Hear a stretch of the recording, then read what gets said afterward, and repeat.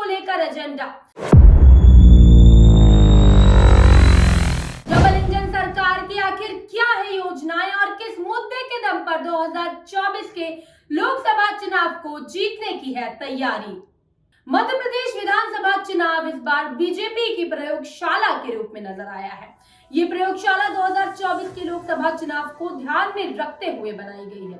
तभी तो मंत्रियों, सांसदों और बड़े नेताओं को टिकट देकर बीजेपी ने चुनावी मैदान में उतार दिया है। लेकिन 3 दिसंबर तक सबको ये मालूम हो ही जाएगा कि बीजेपी के कद्दावर नेता माने जाने वाले अभी तक कितने पानी में हैं। नमस्कार, आप देख रहे हैं G24 और मैं हूं आपके साथ प्रियांशी। मध्य प्रदेश से पहले बीजेपी ने ऐसे प्रयोग पश्चिम बंगाल और उत्तर प्रदेश जैसे राज्यों में किए थे और राजस्थान में भी करीब करीब वैसा ही नजारा देखा जाता है।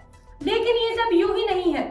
सुनने में आ रहा है कि ऐसे बहुत से प्रयोग हो चुके हैं और हो भी रहे हैं, जिनकी योजना अगले आम चुनाव के हिसाब से तैयार की गई है। चुनाव प्रचार के दौरान यूपी के मुख्यमंत्री योगी आदित्यनाथ और केंद्रीय मंत्री अमित शाह के भाषणों पे अगर ध्यान दें तो ये पक्का लगता है कि अगले आम चुनाव में बीजेपी का मुख्य एजेंडा अयोध्या में राम मंदिर निर्माण ही होने जा रहा है। और जिस तरीके से राष्ट्रीय स्वयंसेवक संघ पूरी तन्मयता से अयोध्या के राम मंदिर में मूर्ति की प्राण प्रतिष्ठा को लेकर तैयारी कर रहा है, उसके राजनीतिक निहितार्थ साफ साफ दिखाई दे रहे हैं और साफ तौर पे समझे जा सकते हैं।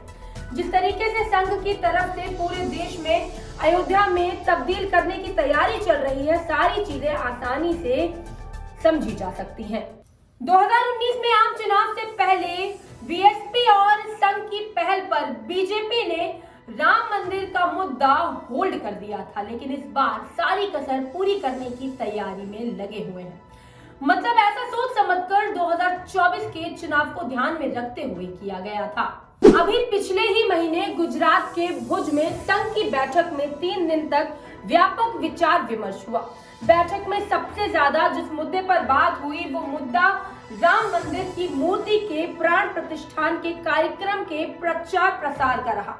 बैठक के बाद आरएसएस के राष्ट्रीय प्रचार प्रमुख सुनील अंबेडकर ने कहा था कि ये त्योहार का अवसर होगा, हर कोई अयोध्या नहीं जाएगा, लोग अपने नजदीकी मंदिरों में जाकर इस त्योहार को मनाएंगे। रात के समय सभी को अपने घरों में दिए जलाने चाहिए, ऐसी अपील संघ की ओर से की गई है। बताते हैं कि 1 जनवरी से 15 जनवरी 2024 तक घर घर अक्षत वितरण कार्यक्रम चलेगा और 5 करोड़ घरों में दिए जलाने का लक्ष्य रखा गया है। वैसे ही 5 लाख से ज्यादा मंदिरों में ऐसे कार्यक्रम की योजनाएं बनी है, जिससे पूरे देश में अयोध्या नजर आने लगेगा। मध्य प्रदेश चुनाव में स्टार प्रचारक योगी आदित्यनाथ खास तौर पर अयोध्या में राम मंदिर निर्माण की बात कर रहे हैं। कह रहे हैं कि अगर देश में कांग्रेस की सरकार होती तो अयोध्या में राम मंदिर नहीं बन पाता। हर जगह लोगों को समझा रहे हैं कि वे कांग्रेस को उखाड़ फेंकेंगे और बीजेपी की सरकार बनवाएंगे, ताकि बीजेपी विधायक उन लोगों को अयोध्या के दर्शन के लिए ले जा सके। ग्वालियर की रैली में योगी आदित्यनाथ समझा रहे हैं कि जब हम जात पात से ऊपर उठकर काम करते हैं तो परिणाम भी वैसे ही मिलते हैं। कहते हैं कि डबल इंजन सरकार का लाभ देश को आस्था के रूप में मिल रहा है। आप देखिए काशी विश्वनाथ धाम, क्या कांग्रेस बना पाती? क्या अयोध्या में राम मंदिर की समस्या का समाधान कांग्रेस कर पाती? उन्होंने समस्या दी थी, समाधान डबल इंजन सरकार ने दिया।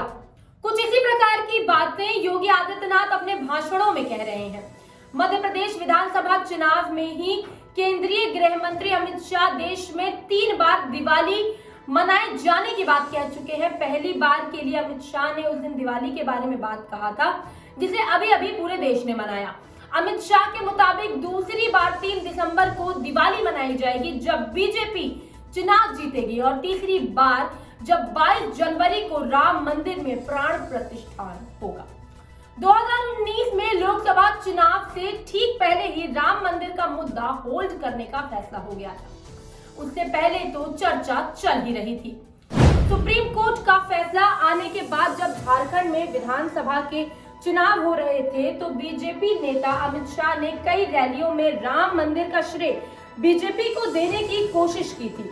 लेकिन लोगों पर उसका असर नहीं हुआ और बीजेपी चुनाव हार गई। झारखंड के बाद दिल्ली विधानसभा चुनाव में भी राम मंदिर को भुनाने की कोशिश हुई, लेकिन नाकामी ही हाथ लगी।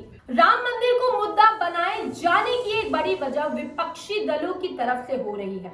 जातिगत जनगणना की मांग भी है।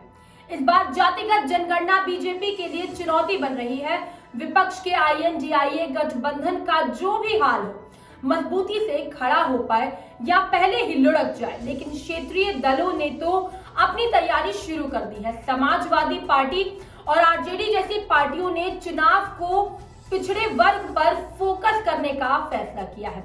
ऐसा प्रयास तो कांग्रेस की तरफ से भी हो रहा है, लेकिन क्षेत्रीय दल जितना फायदा कांग्रेस को नहीं मिल पाएगा।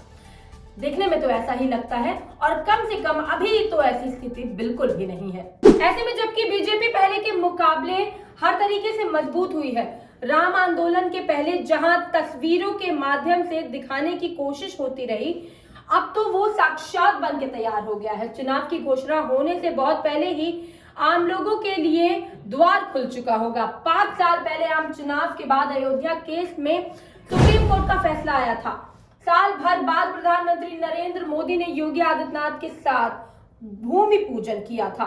अब लोकसभा से ठीक पहले रामलला की मूर्ति प्राण प्रतिष्ठा करने जा रहे हैं।